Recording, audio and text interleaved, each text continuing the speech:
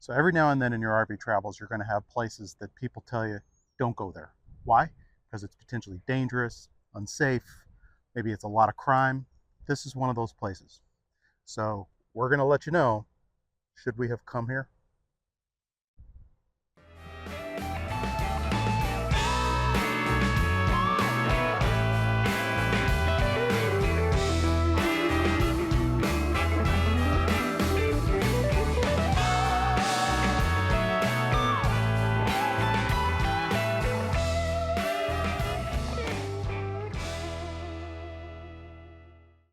So the crazy thing is, when I put it out there that we were coming to this place, I had all kinds of people chime in and say, be careful, too dangerous, don't go there, skip it. Even former police officers warned us about how sketchy it is. And where is it? Memphis. So why come to Memphis in the first place? Well, we didn't know about all the warnings until we kind of put it out there. We thought, I mean, it's the home of Graceland. Yeah. It's the home of blues, music, and barbecue. Woo! So why would we not want to go? So we didn't know that until people started giving us warnings after we sort of announced it. And then we started second guessing whether or not we wanted to come here.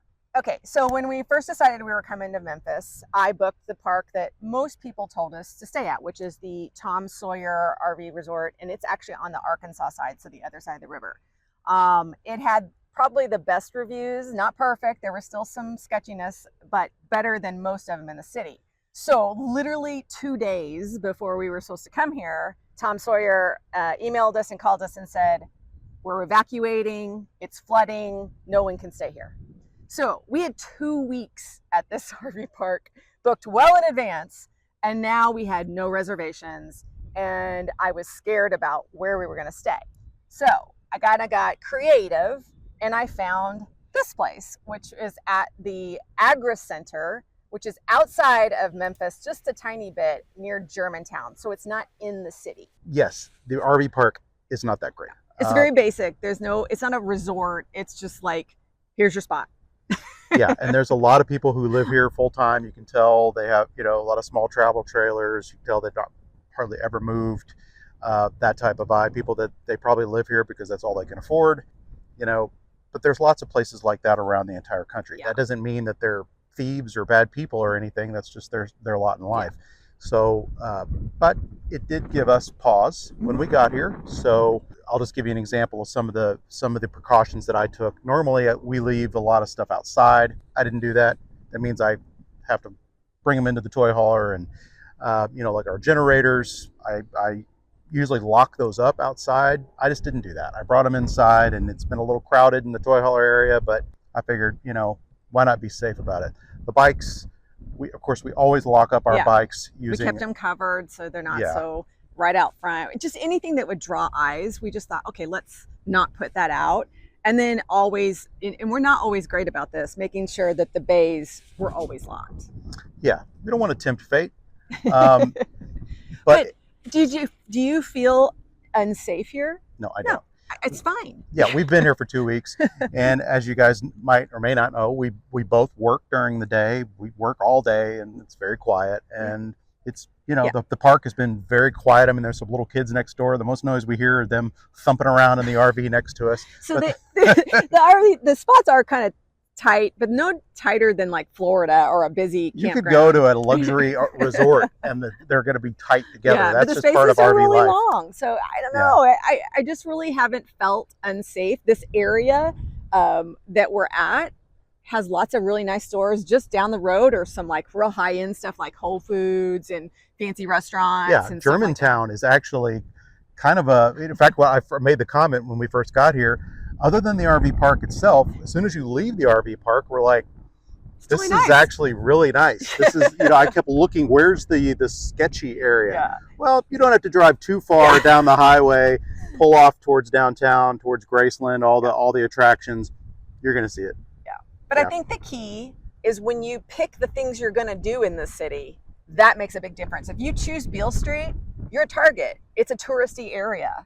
And it's wide open to the public, as opposed to going to Graceland, which is enclosed. So we chose things to do that were, I think, a little bit more protected and watched and secure than some of the things you can do just out and about without any plan.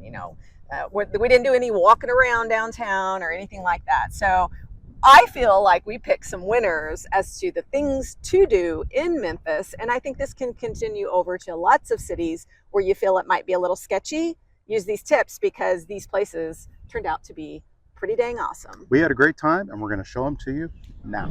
Are you ready for this? It's the most well-behaved chicken I've ever seen.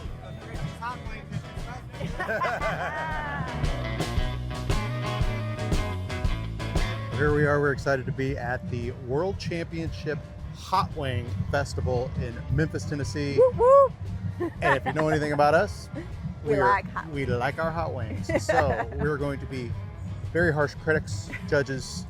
We gotta have to take it all into stride, see if they meet our qualifications. It's cool. They got music going on in 2 different stages, lots of drinks, lots of food, and lots of hot wings. So we better get going because we got a lot of tasting to do. That's right, let's go. All right, first wing from Game of Bones, and it's a honey mustard, onion relish, something. So, all right.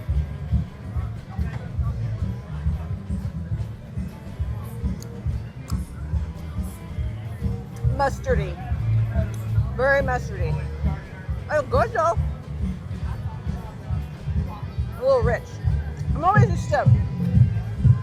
We always eat buffalo. That's almost the only thing we eat. So getting different flavors is really interesting. All right, first one. How's that one? But it's very tart. It's got that. Sometimes you get that hot wing when it hits your lips. It's real tart. That's fundamentally different than the other one. I'm out of my drink.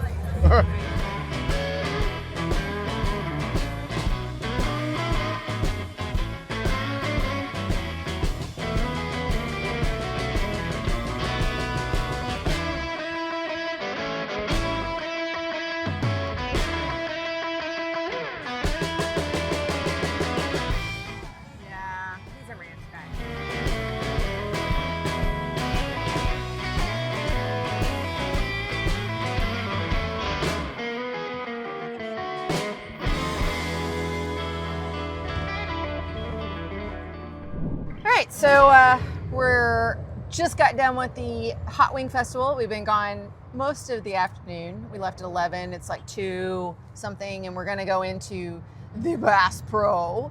And I thought, you know what? Let me check on Hugo. And that's one of the things I love about Waggle is that not only is it going to tell me the Waggle Pet Temperature Monitor, it's going to tell me if, for example, if we lost power in our RV while we're gone.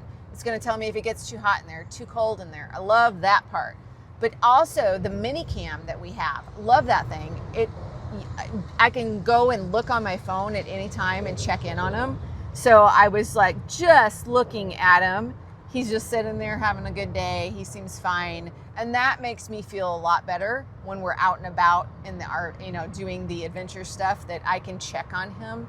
So if you don't have a pet temperature monitor, that's essential. To me, that's a must-have if you have pets on the road, whether you're a weekender or full-timer. But the camera on top of that is key because it just gives you that peace of mind of being able to see them. And I know it sounds like a little extra, but it is the thing that gives me that peace while we're out having our adventures. I wouldn't have it any other way. Hey guys, Waggle just sent me an incredible offer just for our friends and followers. For the first time that I have ever seen, they are offering the Waggle temperature monitor for $99, then giving you an additional 15% off when you use our code HUGO. If you want the mini camera, you can also get that at 15% off using the code HUGO. So if you want one or the other, we got you covered. But that's not all. Maybe you want to get both the monitor and the mini camera set up like we have. They are throwing another 5% off your total. Just use the code LIKE5 for the bundle. I have all the details and codes in the description. I will remind you that there is a fee for the monitor, but it comes out to less than 40 cents a day, depending on which plan you choose. For your pet safety, this is really a no-brainer. Go get that peace of mind and have fun out there this summer. You ever heard of the 7 wonders of the world? There's the Grand Canyon, there's the Great Pyramids of Egypt, and there's the Bass Pro in Memphis, Tennessee. The pyramid, baby. Are you ready for this? I don't know.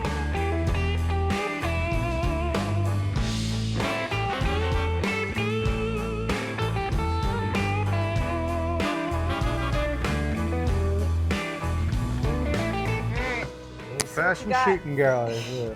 I have a funny feeling I'll be better than you.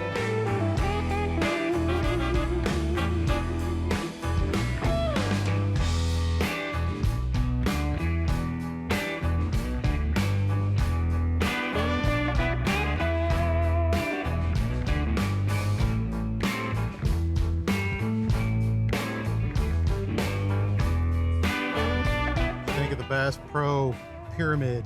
It's cool. I don't know. I'm not a big Bass Pro person, but I guess for as many as we went to, that's the coolest one. That is a testament to American retail. That's how we do it, baby. Go big or go home. It is big, that's for sure. I know. I think if you're just looking for something to do, I think it's pretty cool. The kids would love it. Oh, it's amazing. From just a sheer capitalistic perspective, it's awesome. We are super excited to be at the Stax Records Museum. I am especially stoked about this because I love American soul music. I especially love Otis Redding, the greatest soul singer of all time, and this is where he came from. We're not sure if they're going to let us film, but we're going to try to show you what we see inside because we think this is going to be an excellent stop on your Memphis trip.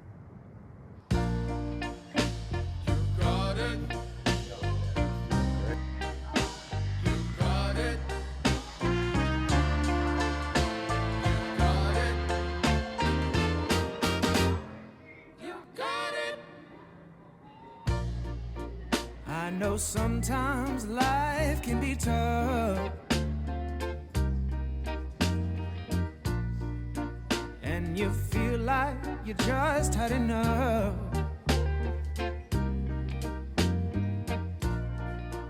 When you're thinking everything is gone wrong, just remember that I'm here to cheer you on. Yeah, I wanna pick you up. Rural, right outside.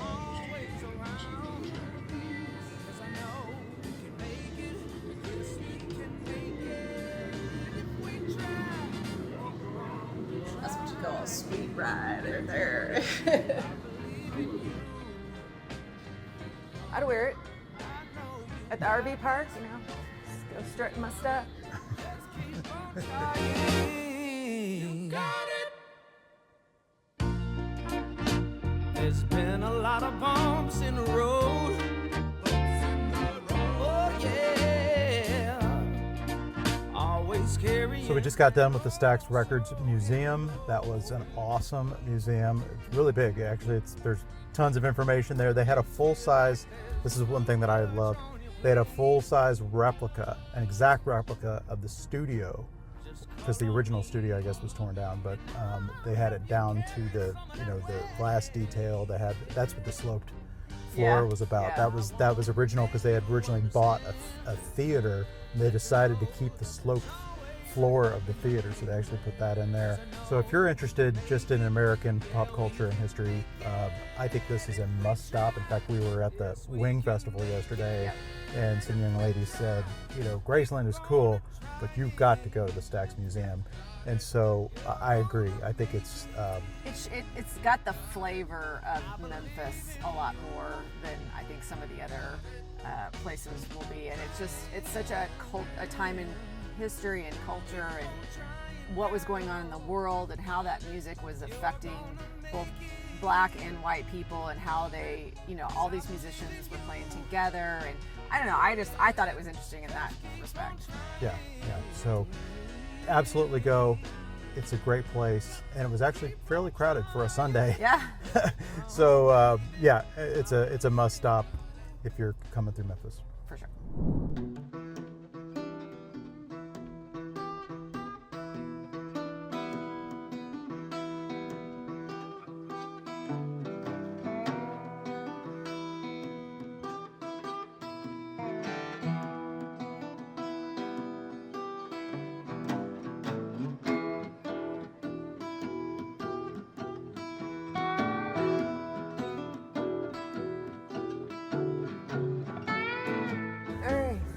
Detroit and Southern food again, except now you have a cool Stax Records hat. That's right.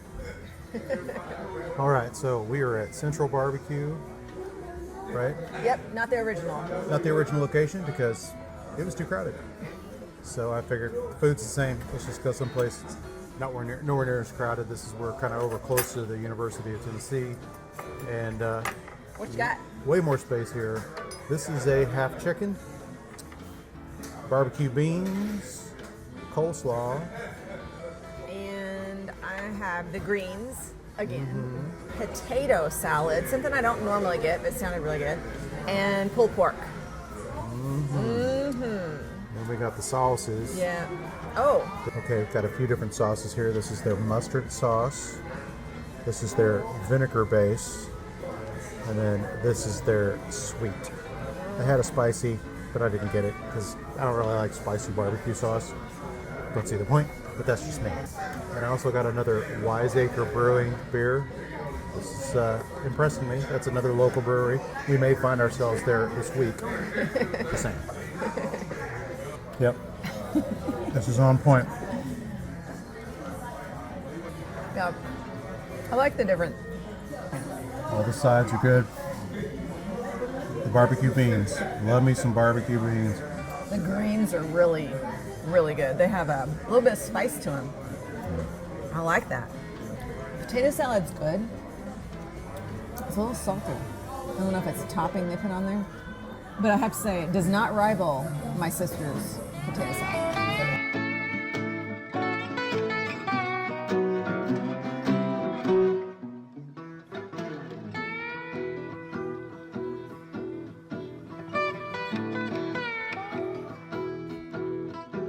So, finally stopped raining. However, our afternoon plans totally got changed. So we were going to go to this really cool, they could call it the wine run, the Memphis wine run.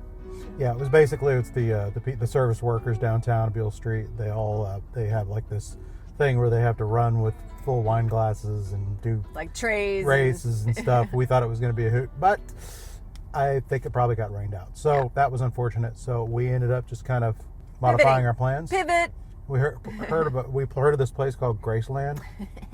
I really don't know what it's about, but I'm about to find out. Let's check it out. Some guy named Elvis.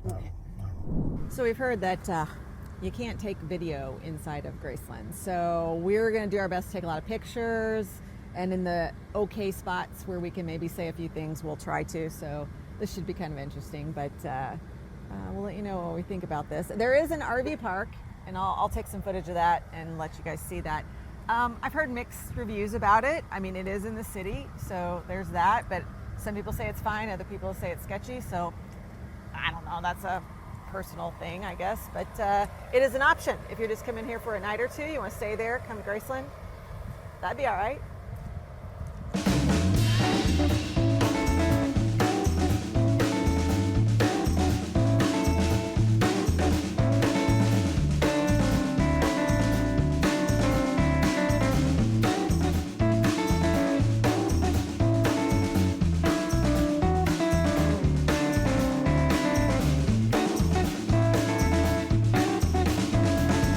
Back in Tupelo in 1935, baby boy who rocked the world, who rhythm came alive. Here comes the king. Stand aside. Here comes the king. Here comes the king. Stand aside. Stand aside. His guitar in hand, up front in the band. There comes the king. 19 years old in Memphis, Tennessee. Hey guys, so we just got home. Our camera battery died at Graceland, so we didn't get to do a synopsis. So I thought I'd just, while Barry's out running Hugo, playing ball, I thought I'd give you my lowdown of what I thought about Graceland. So I did get a cool souvenir. I got a little magnet. I love Elvis. I've loved Elvis since I was little. My parents always had Elvis music kind of hanging around, and I think he's probably, especially in his younger days, was so intriguing and beautiful and talented, and it wasn't kind of towards the latter years that it was kind of a little sad, I think. But As far as Graceland goes, I think if you're a fan of him, I think if you're into like pop culture or just this nostalgia of the mansion itself and like the interior and it's so preserved. It is really, really amazing. Some of it just made me think of childhood, of like the fixtures and the decorations that we had back in the early 70s. And so I just thought it was pretty cool. If you do a tour, go ahead and I believe it's the Elvis experience, maybe. It's not the lowest tier, but it is, you get the self-guided tour. They give you the little headphones, and as you go through the rooms of the mansion, it tells you about the history there, and Lisa Marie talks, and Priscilla talks from time to time. And so it's like, it's really neat to hear those inside stories.